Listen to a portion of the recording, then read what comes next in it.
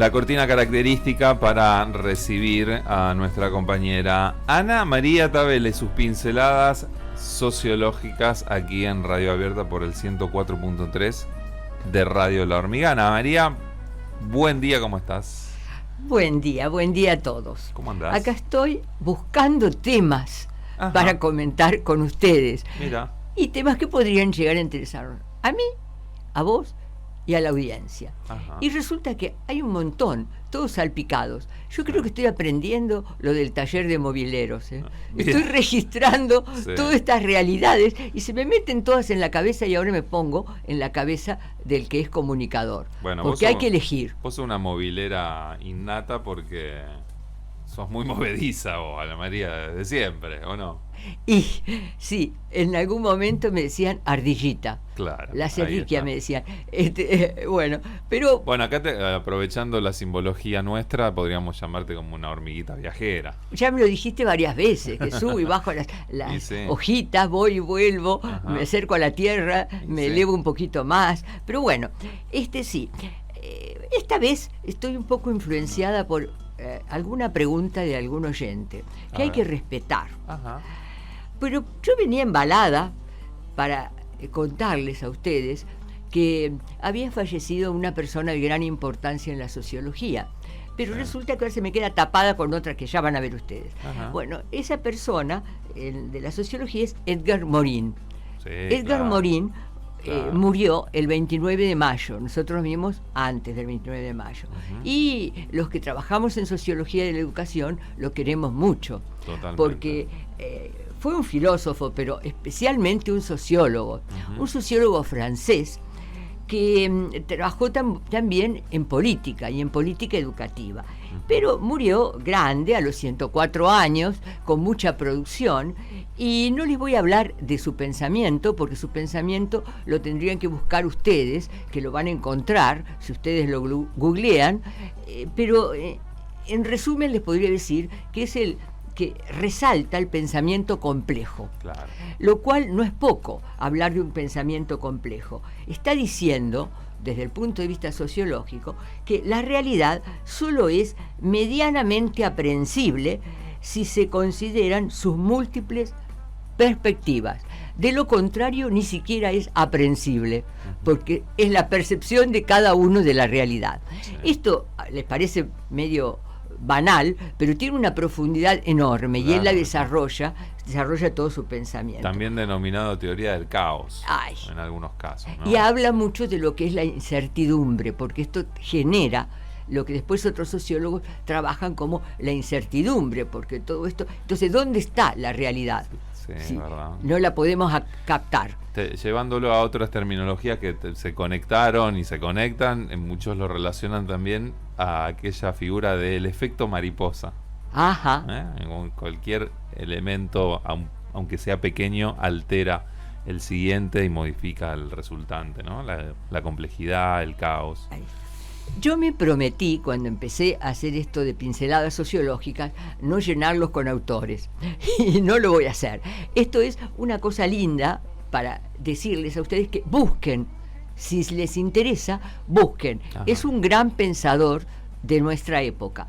Hace su clic mundial en la década del 50. Bien, ya les conté esto. Pero resulta que una de las oyentes, pero no una, sino varias, me dijeron, tenés que hablar del indio Solari. Y yo dije, ¿qué voy a decir yo? Que soy un ignorante en la música, que tendría que llamar a Martín Capelli, tendría que llamar a Aldo, para que... Bueno, y empecé a pensar qué es lo que pretendían que yo dijera del indio Solari, porque sin duda no están esperando una apreciación musical o artística de esto.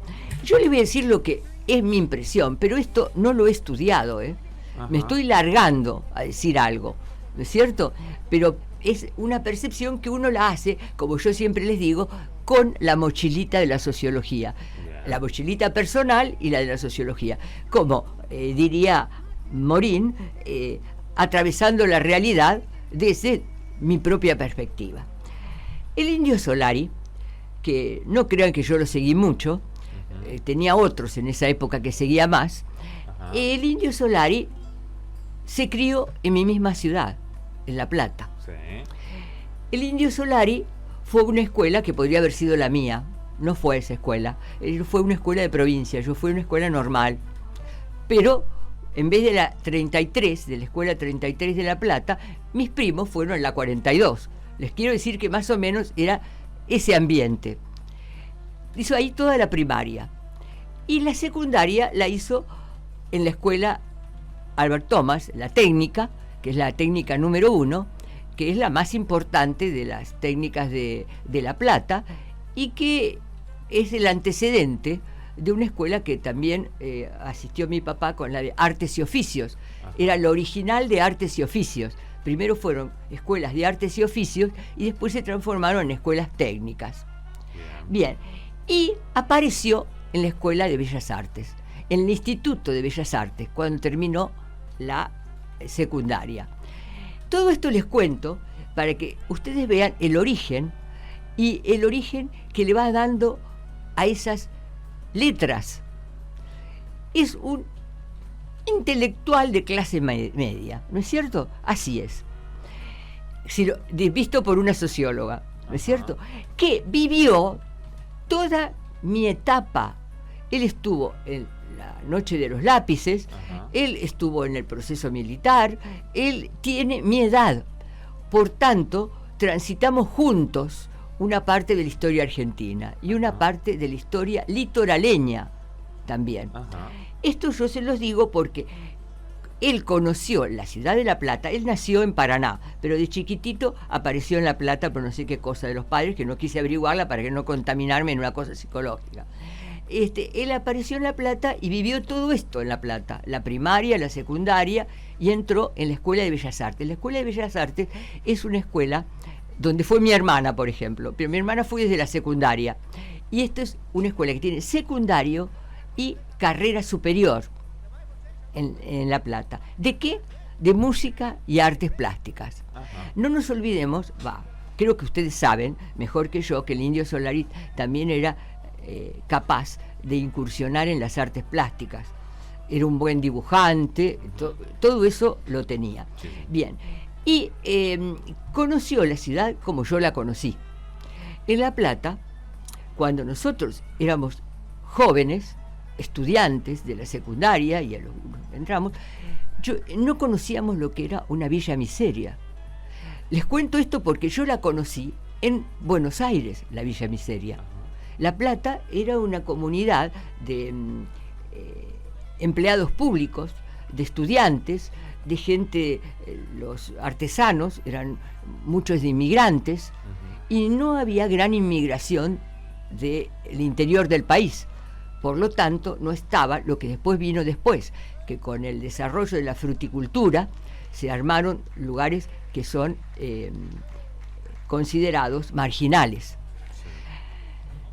Con lo cual, él ha tenido por sorpresa también, como yo, lo de la villa, porque no es que sabíamos que existía, sí, pero no nos criamos cerca de Retiro, por ejemplo. Claro. ¿No es cierto? Ni del Parque ni del Padre Mujica, ¿se dan cuenta? Sí, sí. Entramos de grandes a esta ambientación. Se los digo para que se vayan explicando él. Le impacta, como nos impacta a todos nosotros. Y podría haber agarrado el camino, les digo una apreciación, del Herb, de los Monto, o lo que hizo del arte. Claro. Esa es mi interpretación. Es decir, también a mí me podría haber pasado esto. Por eso es que lo entiendo. Y tuvo la maravilla de poder interpretar a través de sus letras y a través de su música un sentir popular. Esto es lo que yo puedo decir, que el sentir es popular, es real, que la popularidad la alcanzó a través del intelecto, también se los digo, y esto es cierta ventaja en él, cierta ventaja, porque entonces ahí le hizo ver la vida desde distintas perspectivas. Y quizá eso es lo que lo haya llevado a él a ser tan reaccionario contra comercializar su arte. Pero es mi apreciación, mi apreciación desde afuera. Siempre lo vi así. Y atrapó mucho a nuestra generación, pero mucho más a la de nuestros hijos. Recuerdo mi compañero de toda la vida, socióloga y recibida en Buenos Aires y criada en Lanús, cuando me dice, no sé qué hacer con mi hijo, 50 años tiene el hijo, como tiene la mía, la mayor mía, y dice, porque se me escapa a cualquier lugar donde van los redonditos, y está detrás del indio en todos lados, y ya temblaba, porque claro, es decir, uno mezcla el cuidado de padre con las contingencias que ya sabemos que suceden en esos lugares.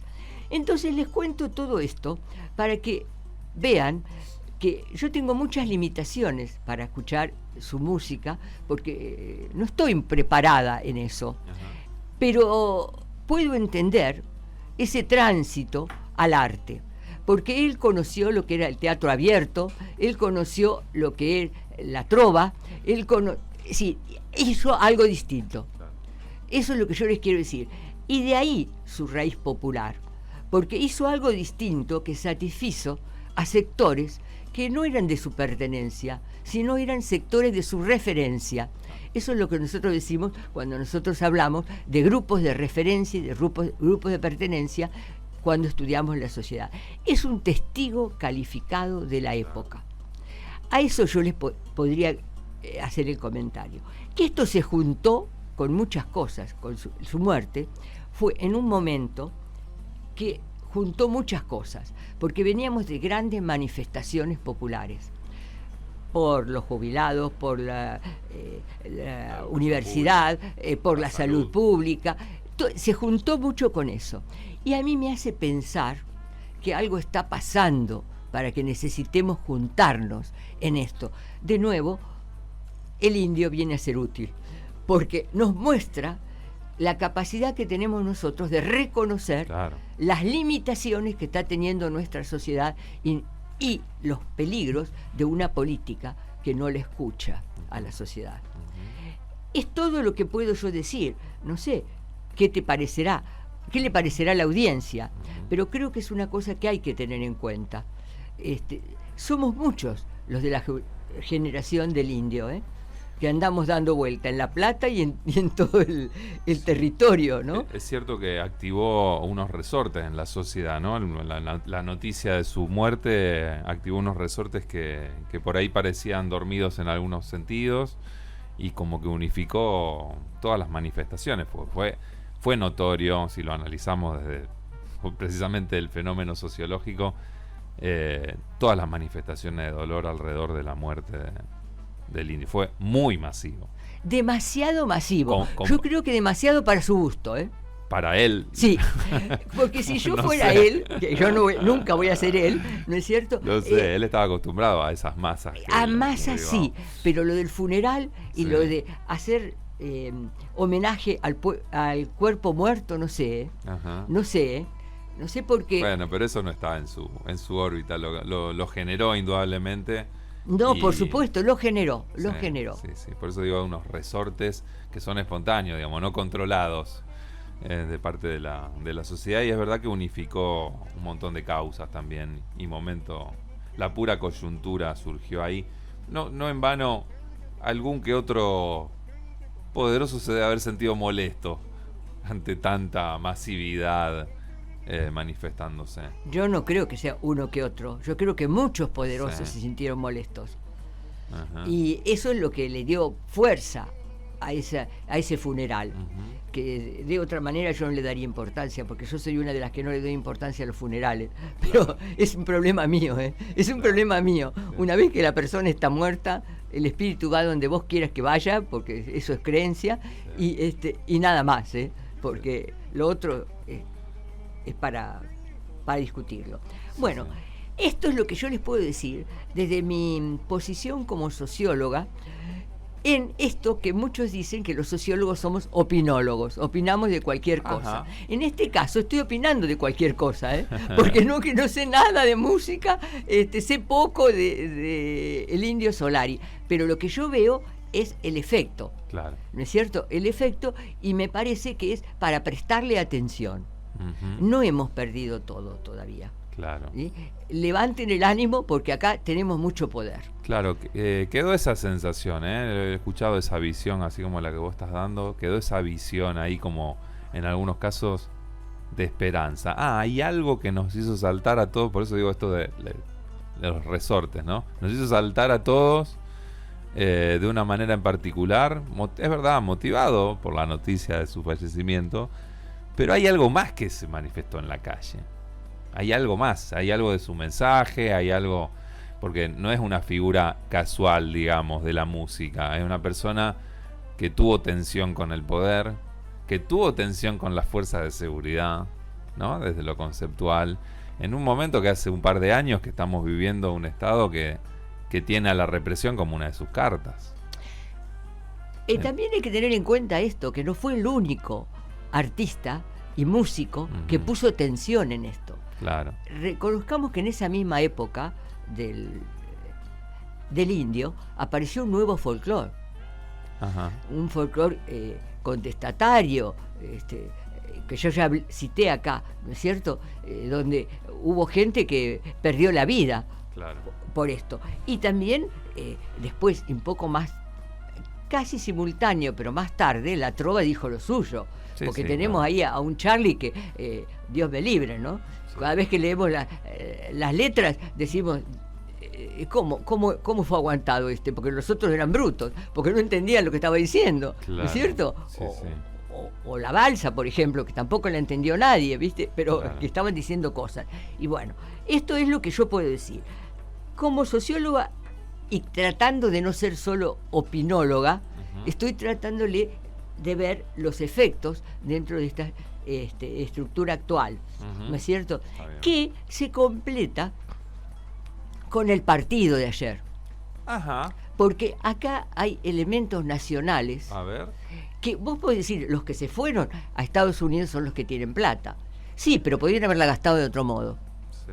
Y de alguna manera es la argentinidad al palo. Sí. Se llevaron su escarapela, se llevaron su bandera, se juntaron con todos, están criticando la sociedad norteamericana. Les aviso yo que están notando la deficiencia y los efectos que está teniendo la política del famoso jefe actual de los Estados Unidos. Ajá. Es decir, lo están viviendo, porque ya he tenido referencias. Y algunos de los periodistas no van a tener más remedio que después anunciar esto también. No creo que haya todos tontos siguiendo los partidos del Mundial, ¿no es cierto? Están bien avisados en esto. Todo esto hace que nuestra posibilidad de trabajar nuestro futuro se vaya acercando. Que no es que lo deciden solo los otros, también estamos nosotros. ¿Y quiénes somos nosotros? Los vecinos, los que convivimos, los que necesitamos, los que recorremos las calles, los que encontramos las calles llenas de gente durmiendo afuera, con estos frescos. Y acá les voy a relacionar mi última andanza. A ver. Porque acá estuve hace una semana, no acá, sino estuve un poquito más lejos, estuve en Bariloche. Ciudad a la que conocí y conocía, pero que no termino de entender. Porque de repente es una cosa que le muestran al turista, estaba lleno, yo con los pelos rubios no hacen otra cosa más que hablarme en inglés. Cuando voy caminando por Bariloche había muchos turistas. Claro, te toman como turista. Pero me hablaban los brasileros en inglés. Claro. Yo no entendía nada. Como turista extranjera te tomaban. Bueno, ustedes saben lo que a mí me gusta recorrer las ciudades. Yo me tomo un colectivo de línea y ya empiezo, ¿no es cierto? A andar. Me tomé uno que ustedes, algunos que han ido, conocen, el 50, que va por todos los barrios. Ajá. Y después me tomé el 20, que va por la zona turística, va por la avenida Bustillo, ¿no es cierto? Que lleva hasta el Yao Yao. Y ahí vas viendo las dos caras. No es que descubrí Bariloche con necesidades, pero estas son tremendas. Realmente aguantar este frío con esta miseria y este desempleo, porque encima lo gastronómico está en declive. Claro. Realmente te causa escosor. ¿Viste? Realmente te problematiza más que lo que antes. ¿Y qué me encuentro? Que en ese hotelucho, viste que pero lindo Telucho, pero los que yo acostumbro a ir, que no me hacen remontar, pero no demasiado, de la realidad. Ajá. Me encuentro con estudiantes, que son las que atienden la conserjería y demás, y converso que estudian, todas esas cosas que soy una hinchabola, ¿vieron? Pero termino conociendo algo más de eso. Y me dice, tiene que ver lo que fue unas semanas atrás el aeropuerto. ¿Cómo? Contame. Al aeropuerto lo cerraron. Sí. Por seguridad. Ujú. Bajaba un señor. Por seguridad, nadie sabía quién era. Ujú. Un jeque árabe. Ajá. Eso fue después lo que se enteraron. ¿Y qué pasó? Nadie comentó esto, señora. Yo me enteré porque mi pareja trabaja en el aeropuerto. Ni un solo comentario por radio, ni un solo comentario por televisión, nadie. ¿A dónde fue a parar? Cerca del Largo Escondido a reconocer sus tierras. Y yo, cuando había llegado a Bariloche, me había encontrado con la gran protesta que hacían porque quieren hacer un barrio cerrado en la base del Catedral. Ajá. Y entonces estaban todos protestando. Empecé a averiguar, y era esto, y bueno, unos cuantos protestaron. Y me contestan, pero está ya todo vendido. Sí. Fíjense lo que está sucediendo en nuestro país. No era cuento eso de que nos estaban robando los glaciares. ¿Se acuerdan cuando decían, piden el crédito y nos están capitalizando todos nuestros recursos naturales a su favor? Ujú. Es la realidad. Alrededor del lago Gutiérrez, los barrios cerrados. Entonces, si a eso le sumamos lo que estamos viviendo con el dragado del Paraná, díganme ustedes si hay mucha diferencia. Es decir, necesitamos estos movimientos populares. Y no necesitamos un fusil para eso. Yo no estoy diciendo que agarren el fusil. Yo estoy diciendo que piensen bien cómo organizarse comunitariamente. Que se puede, si para una cuestión como lo del indio pudieron, si para otro, para la universidad pudieron, si para salud pública pueden, también pueden para los jubilados, para todas estas cosas. Entonces, esto implica un trabajo de base en lo social. Y a eso estoy llamando la atención.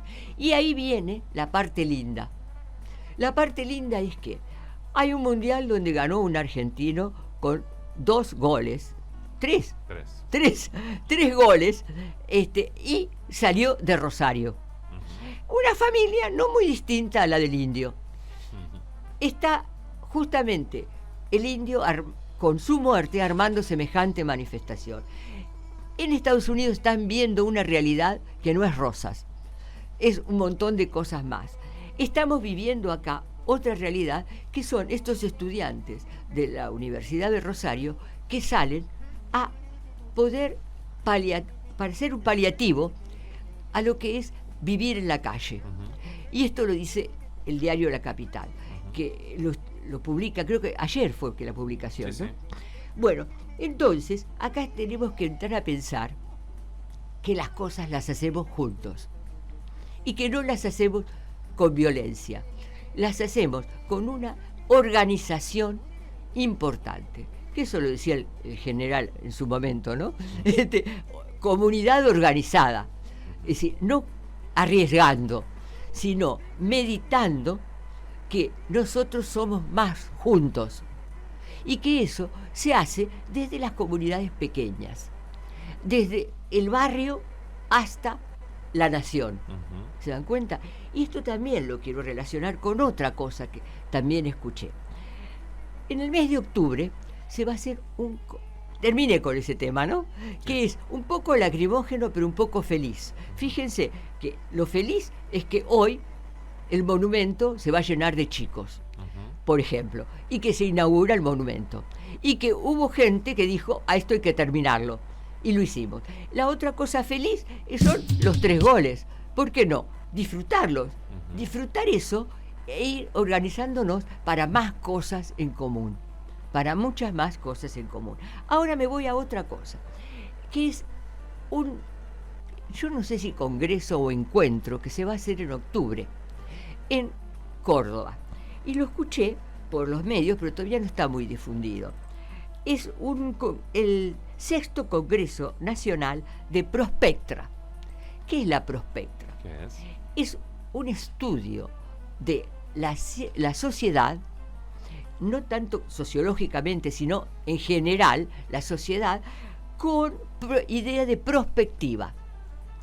Y es muy interesante esta visión, porque es relacionar la historia, y yo no estoy hablando solo de la historia de la gente, sino la historia de la agronomía, de la medicina, de todas las disciplinas, que en el presente tienen determinada realidad y cómo se van a pronunciar en un futuro a venir.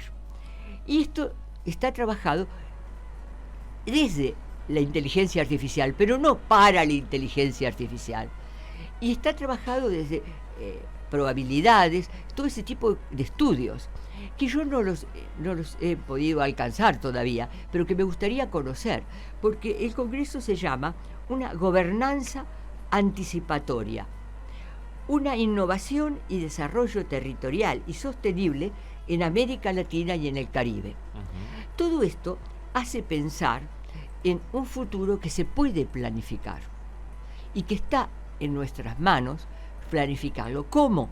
Acá dice, este Congreso convoca no solo al ámbito académico, trabajando una inteligencia artificial y una perspectiva y una manera de hacer ciencia de una forma consciente, sino que también convoca a las organizaciones sociales y convoca al campo de lo público y de lo privado.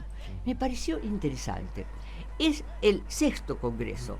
Empezaron a hacerlo en 2012 y lo van a hacer en el 26 en octubre, el 1 y 2 de octubre. Yo no me voy a anotar porque no tengo nada para presentar ese congreso, uh-huh, pero seguro lo voy a chusmear y yo se lo voy a contar, porque fíjense como a veces la cosa como la inteligencia artificial se puede combinar de manera tan productiva como poder empezar a pensar lo que es una planificación sostenible. El último encuentro que tuvimos, hablamos con un arquitecto que sobre eso hablaba en cuanto a planeamiento urbano. Sí. Acá van a hablar de más cosas, planeamiento rural, económico, sanitario, y no sé qué irá a resultar del Congreso, pero ya en la academia se está pensando en esto que es que lo sostenible puede ser también a través de una inteligencia artificial. Anticiparnos a. Esto, anticiparnos a, no quiere decir que no podamos nosotros disponer de nuestro propio destino, no, pero sino que quiere decir ir viendo qué cosas se están dando por debajo para que nosotros cuando esas cosas suban estemos preparados para eso. Eso sería la idea de trabajar la perspectiva, que acá dice prospecta, uh-huh, ¿no es cierto? Y me pareció interesante traerlos a ustedes porque también es una cuestión de esperanza. Y esperanza es algo que nosotros no tenemos que perder. Si estamos viendo gente que se junta, que no sea solo para un funeral, que sea también para otras cosas, ¿no es cierto? Que el funeral, bueno, mucha gente necesita hacer el duelo así, yo no, pero qué sé yo, otra gente sí. Y que bueno, que no sea solo protestas, sino que sean acciones, que podamos elaborar acciones para que después cuando nos digan que no, tengan con qué enfrentar ese no. Y entonces, digamos, no, bueno, ¿y qué van a hacer ustedes? Acá hay mucho para hacer. Y esto lo pido a la academia, porque nosotros somos los que tuvimos las oportunidades de elaborar conocimiento teórico. Ese conocimiento teórico nos tiene que servir para interpretar la realidad empírica, la realidad de todos los días. Por favor, profesores de la universidad, a meterse en esto que es elaborar pensamientos prospectivos desde cada una de las facultades, que así las vamos a poder defender mucho mejor que otras formas que en otro momento se propusieron y que en este momento yo no propongo. Acá propongo salir con la cabeza abierta, no con el fusil, con la cabeza abierta y con los brazos que se toquen a otros brazos, o sea, de la mano. Eso es la propuesta de hoy. No sé si esto les alcanza, porque relacioné tantas cosas que ya no sé.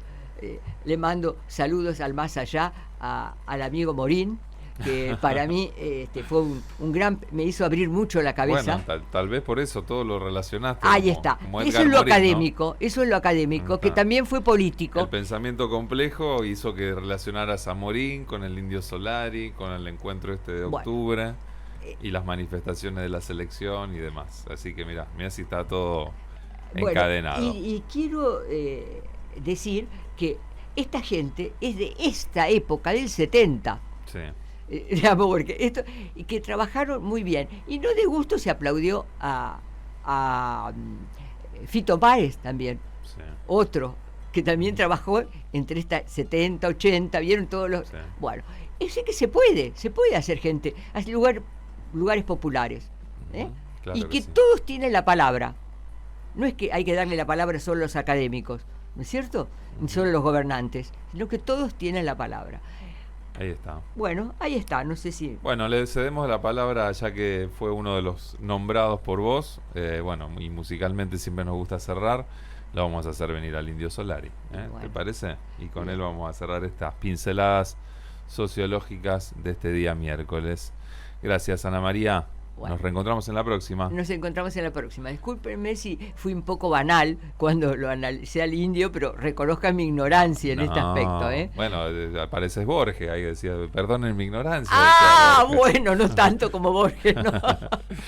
Bueno, hasta pronto a todos. Gracias, Ana María. Nos reencontramos en la próxima. Estas pinceladas sociológicas que pasaron por Radio Abierta y que terminan en este momento con la musicalidad, adivina de quién, el Indio Solari.